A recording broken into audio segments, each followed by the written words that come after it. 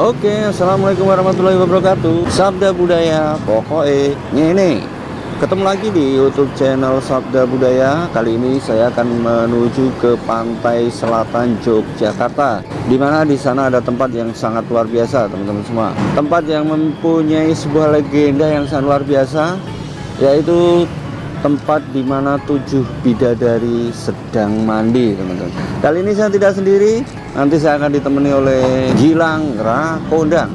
Jadi jangan kemana-mana teman-teman semua, panteng terus di YouTube channel Sabda Budaya.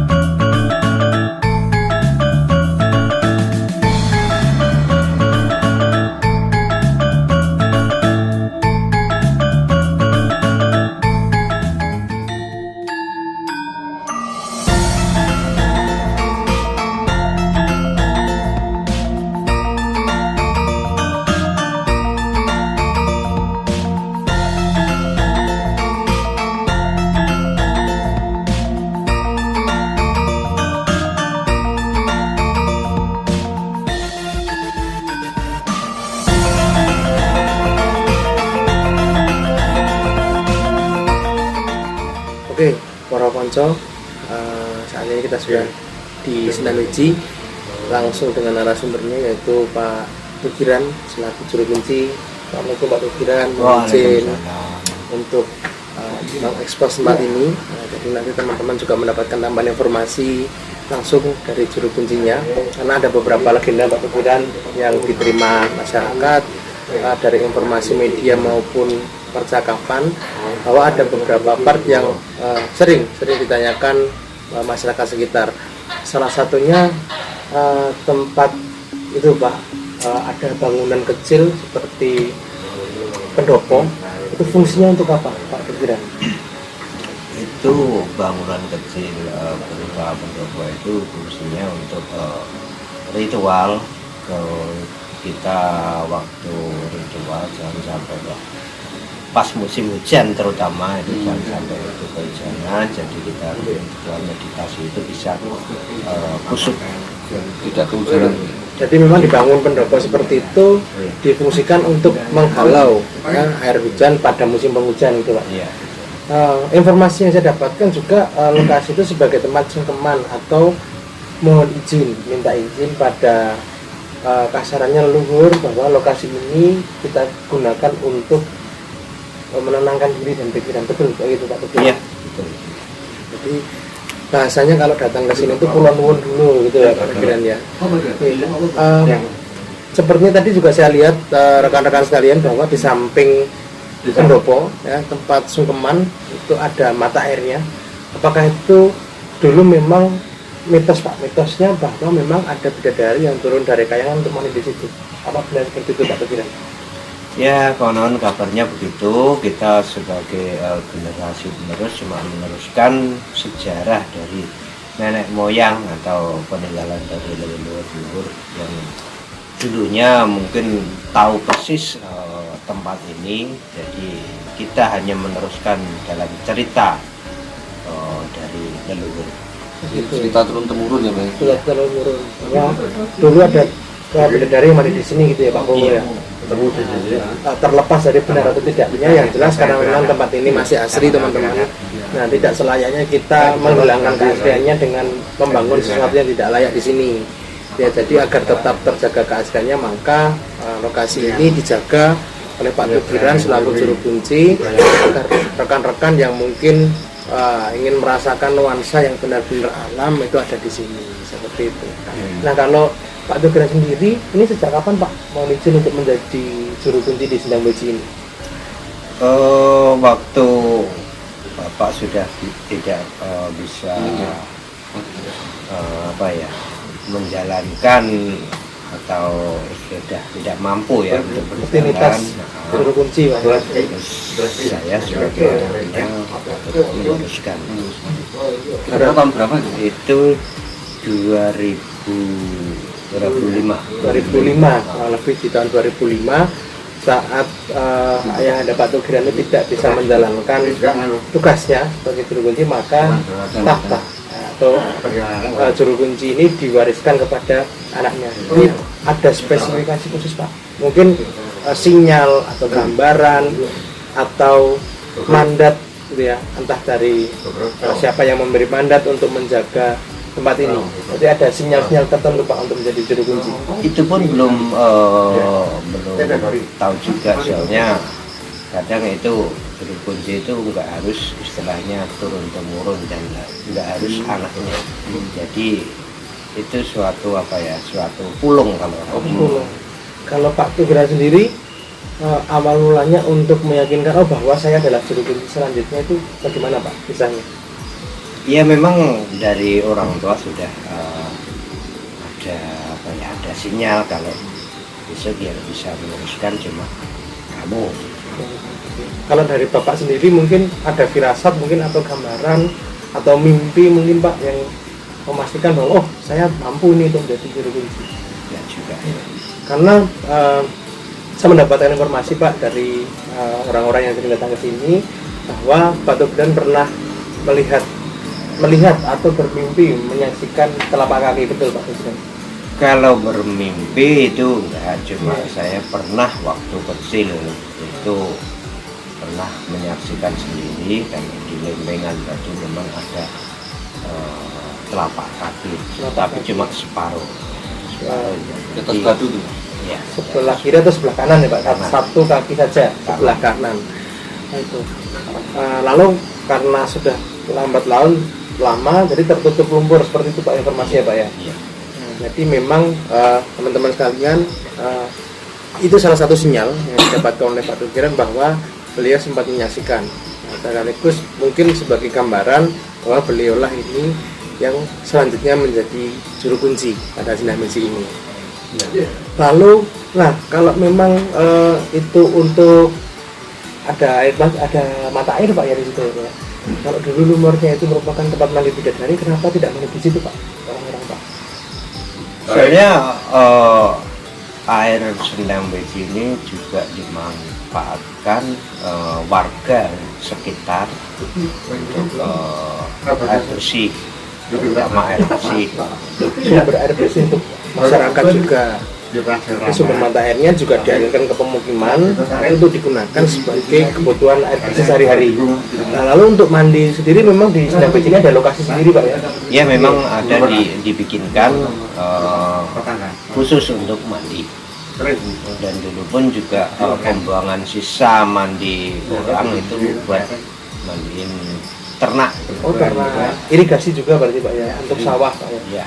Jadi selain untuk mandi, memang airnya dimanfaatkan untuk keperluan warga.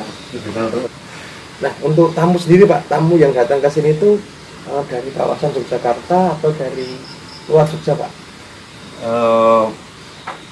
Banyak yang dari luar Pulau Jawa pun juga banyak, jangankan Jogja, dari mancanegara pun juga pernah ada. Pernah ada. Biasanya orang-orang tersohor juga ke sini Pak. Saya mendengar kabar bahwa ternyata Sendang Beji ini juga digunakan untuk menenangkan batin, gitu ya.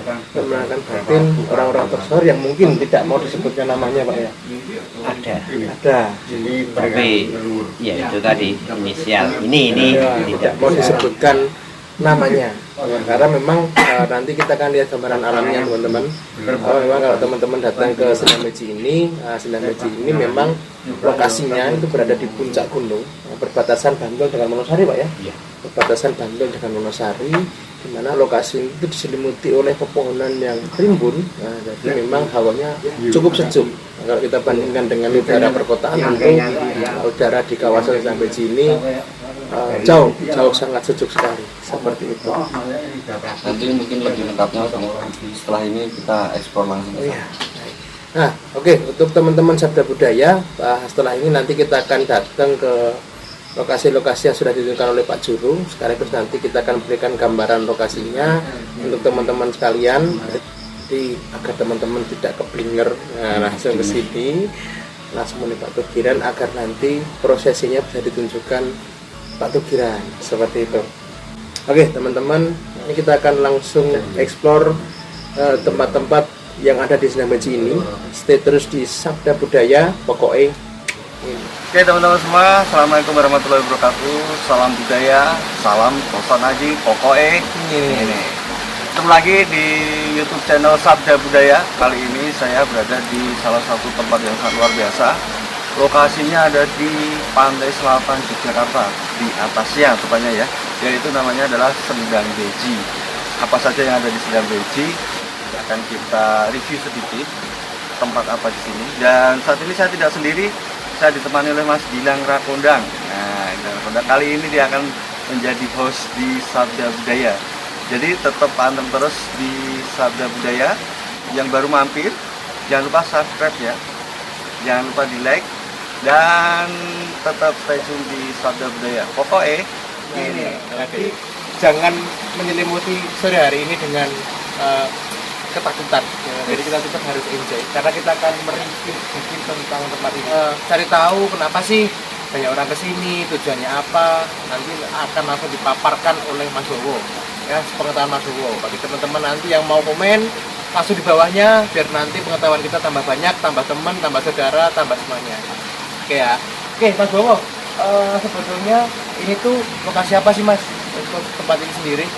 Jadi seperti yang tadi disampaikan Pak Tugiran, bahwa di sini adalah merupakan salah satu sumber mata air atau sendang, disebut dengan Sendang Beji. Sendang Beji ya. Ini lokasinya ada di Parangtritis naik, jadi ini maksudnya wilayah Wonosari Gunung Kidul. Oh gitu. Jadi pegunungan gitu ya, Di ya. atas gunung. Terus rumornya nih, rumor yang saya dapat, informasi yang saya peroleh bahwa tempat itu sering digunakan orang-orang untuk menenangkan diri. Kenapa demikian Pak? Kenapa harus di tempat ini? Kenapa nggak di tempat lain? Betul sekali ya. Tadi Pak Tugiran juga mengatakan bahwa orang-orang masyarakat yang berkunjung ke sini itu dari berbagai daerah, seperti Jawa Timur, Jawa Tengah, Jawa Barat, Sumatera, Kalimantan, seluruh Nusantara. Hampir pernah ada orang yang datang ke sini Mas. Kenapa demikian? Mungkin kalau secara saya ya yang merasakan di sini, karena saya kebetulan beberapa kali saya pernah ke sini dan saya merasa nyaman, tenang gitu. Karena mungkin suhu udaranya juga sangat sejuk, adem. Gitu.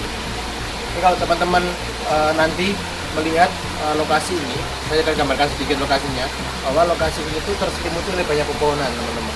Ya, jadi kalau teman-teman datang ke sini tentu yang dirasakan itu kadar oksigennya segar sekali. Selain jauh dari perkotaan yang banyak polusi, banyaknya pepohonan itu membuat persepsi saya oksigennya benar ya Pak ya, oksigennya pekat banget. Jadi udaranya itu masih bersih. Seperti itu teman-teman. Itu banyak sekali pohon-pohon besar. Terus Apalagi pohon beringin besar. Oh iya, di belakang kita ini, tepat di belakang kita itu ada pohon beringin yang cukup besar. Sebagai suplai oksigen yang luar biasa sekali. Jadi memang hawa yang kita rasakan di sini tuh adem. Apalagi ada gemericik air gitu ya. Kalau saya di rumah ada Pak, itu akuarium, ada filter airnya. Itu kalau lagi penat, nyender di situ Pak. Mainan cupang ya. main cupang Pak. Jadi kalau ada gemericik airnya itu rasanya kayak tenang. Jadi kalau mau ngadem di sini. Nah biasanya apa saja Pak yang dilakukan di sini Pak? Karena juga selain untuk menenangkan diri, rumornya banyak orang yang datang ke sini itu untuk bersugihan. Apakah benar Pak seperti itu? Kalau menurut saya semua itu dikembalikan ke masing-masing orangnya ya Mas. Oh gitu. Tapi kalau secara lokasi yang pertama menurut saya itu adem, sangat tepat untuk merefleksikan pikiran dan perasaan kita. Jadi memang pikiran penat, perasaan lagi galau gitu, hati putus cinta, tenangkan diri di sini. Kenapa di sini kok sangat recommended menurut saya untuk menenangkan diri? Ya karena udaranya sangat nyaman, sejuk. Mungkin secara pohonan ini banyak tersuplai oksigen Mas. Itu secara menurut saya secara ilmiahnya sih. Tapi secara spiritual yaitu kita kembalikan ke masing-masing orangnya sendiri gitu. kalau dari saya sendiri sih kalau di sini ya memang kita perlu juga untuk menenangkan diri dengan cara-cara spiritual masing-masing kayak gitu. Seperti itu. Jadi kalau boleh saya simpulkan, karena tempatnya yang nyaman, udaranya yang bersih, kalaupun kita mau berdoa, mau meminta kepada Tuhan Yang Maha Esa, maka suasana hati dan pikiran akan lebih enjoy. Seperti itu. Gitu. Konco-konco sekalian. Oke, setelah ini kita akan melihat masing-masing lokasi ya digunakan untuk apa saja. Jadi ternyata di sini ada berbagai macam tempat ya, tempat ini untuk apa, tempat ini untuk apa. Jadi masing-masing punya apa namanya Pak? Fungsional sendiri ya, fungsional sendiri. Nah, seperti di belakang kita, nah ini untuk tempat apa Pak Bowo? Kalau menurut saya tadi Pak Kubilan juga sudah menjelaskan bahwa ini di museum atap ini juga untuk orang-orang masyarakat yang kesini, istilahnya kalau orang Jawa bilang sungkeman. Oh, sungkeman. Itu istilahnya kalau orang mau tahu itu permisi kepada yang punya rumah. Oh, gitu. Jadi minta izin. Minta izin bahwa tempatnya mau saya gunakan untuk menenangkan Betul diri. sekali. Seperti itu. Kalau saya seperti itu ya, permisi, kemudian saya berdoa. Di luar persepsi orang-orang yang lain untuk tempat apakah ini, tapi Pak Bowo sendiri berpersepsi bahwa tempat ini digunakan sebagai tempat mohon izin. Izin tempat kepada orang-orang atau leluhur yang dulu di sini menjaga tempat ini untuk menenangkan diri dan pikiran. Seperti itu teman-teman.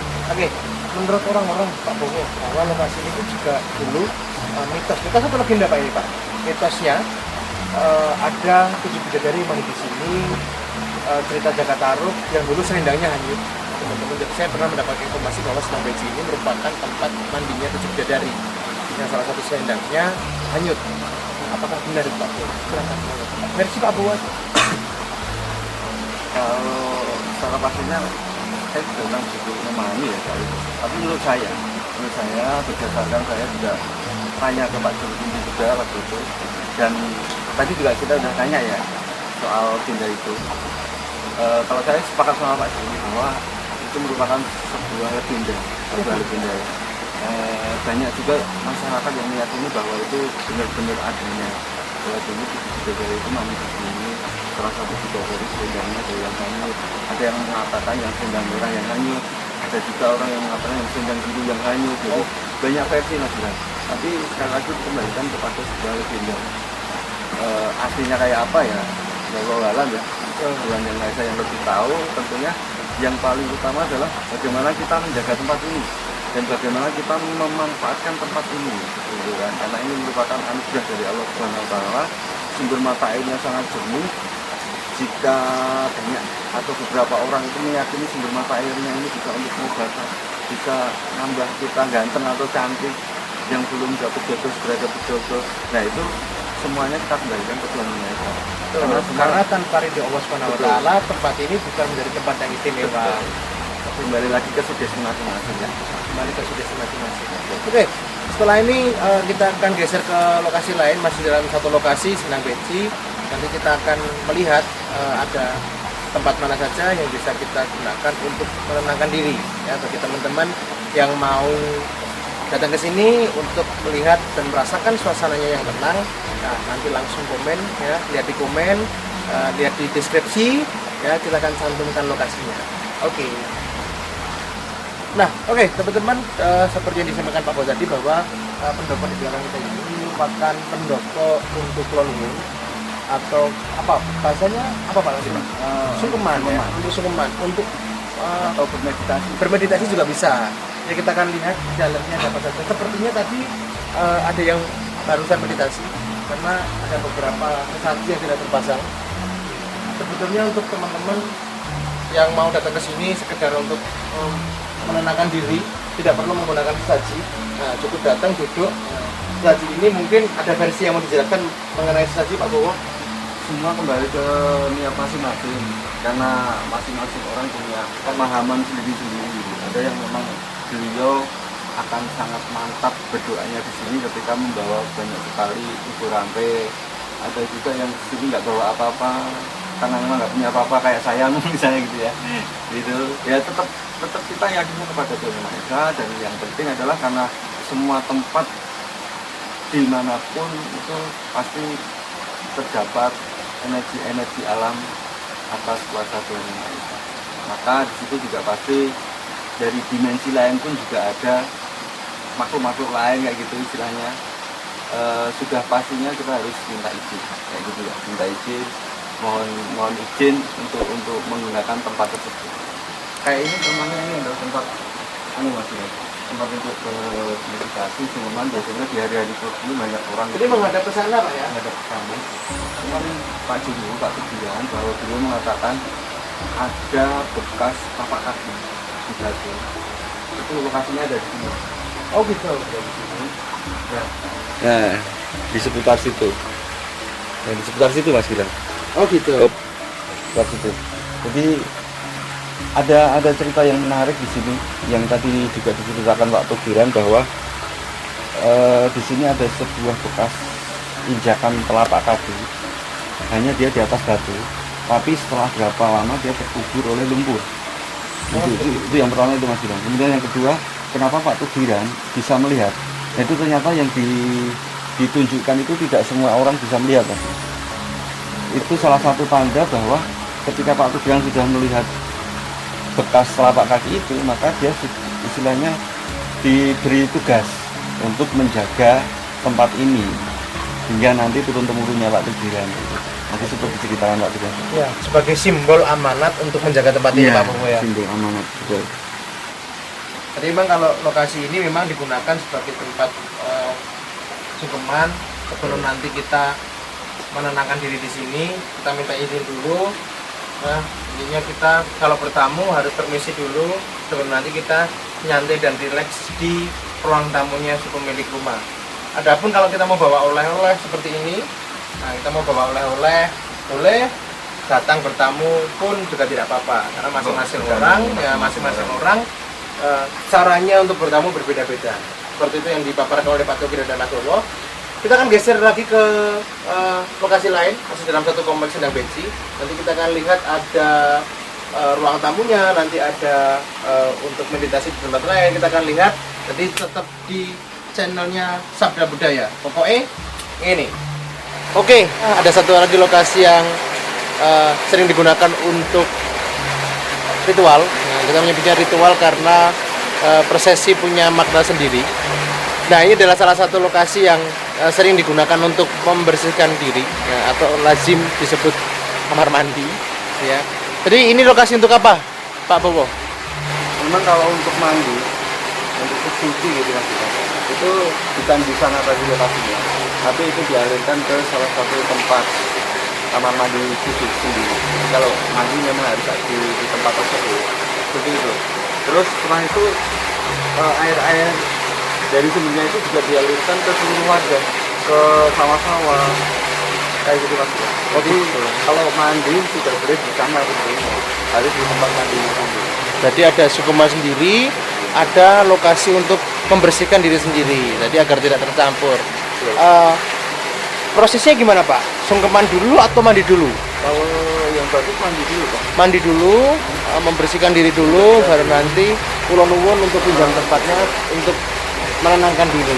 Oke, kita akan lihat bagaimana kondisi di dalamnya. Nanti teman-teman waktu masuk ke dalam gitu ya, tidak kagok, kok kamar mandinya beda gitu ya. Karena kita dengar dari luar sini showernya tidak pernah off gitu ya. Kita akan lihat ke dalam, nanti kita akan lihat penjelasannya langsung dari Pak Bowo. Airnya sampai di luar-luar ya Pak Bowo ya. Ini kalau teman-teman datang ke sini, wah, di lantainya ini sudah dipenuhi oleh air. Di sini Mas Bira. Oke. Ini ada dua Mas. Ini sama sebelahnya ada dua tempat. Jadi kalau biasanya saya duduk sini, duduk dengan kepala pada dulu. Ada juga yang pakai galing langsung. Itu tergantung itu masing-masing orangnya. Oh, misalnya duduk, sila, untuk melakukan di air. Pak, itu kenapa tidak boleh digunakan untuk berendam Pak? Nggak boleh karena ini memang untuk mandi. Oh gitu. Jadi jangan sampai menyisakan kotoran kita di dalam bak untuk mandi orang lain ya. Makanya kenapa tadi nggak boleh mandi di atas? Ya. Memang dialirkan ke sini. Oh gitu. Nah, nanti kalau dialirkan ke atas sampai mandi, kesininya udah terus. Betul, sudah kotor Pak ya. Mengganggu. Yang kebuang dari sini dialirkan ke sawah, dari atas sebelum masuk sini itu dialirkan untuk air minum rumah tangga warga sekitar. Oh, banyak selang-selang itu ya. Oh. Dialirkan ke rumah warga sekitar. Digunakan untuk air minum juga berarti Ya. Pak? Bukan air minum juga.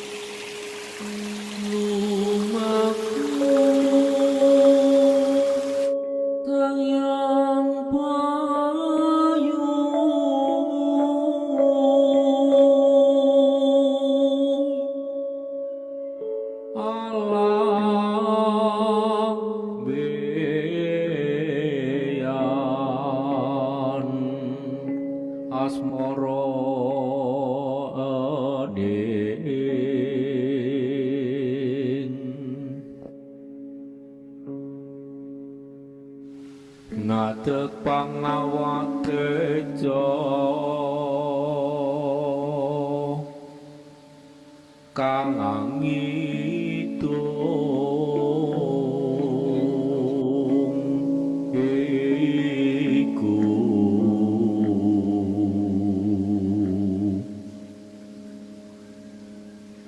yen kinarya angawula